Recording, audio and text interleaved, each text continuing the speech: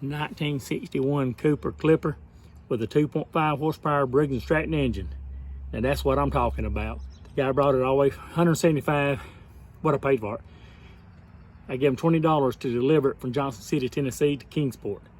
1961 Cooper Klipper, runs like a brand new lawnmower. It has a reel, a roller like they use on the golf courses. 2.5 horsepower Briggs and Stratton.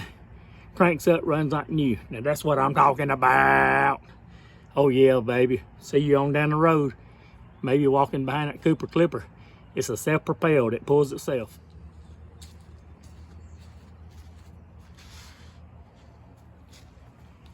'61 Cooper Klipper with a 2.5 horsepower Briggs and Stratton engine. Now that's what I'm talking about.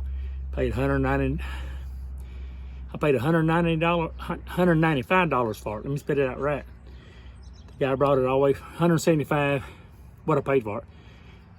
I gave him $20 to deliver it from Johnson City, Tennessee to Kingsport. 1961 Cooper Klipper, runs like a brand new lawnmower.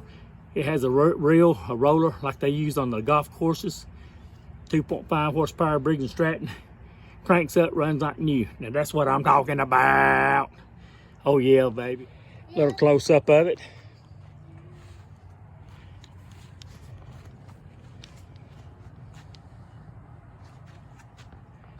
Push this forward right here.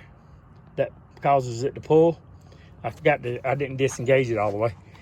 Before you turn it off, disengage it all the way, pull that back. That takes the self-propelled off.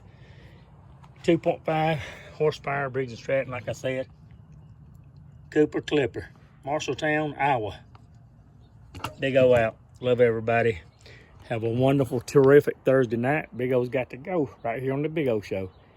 How do you like my old lawnmower? I'm digging it. Now that's what I'm talking about.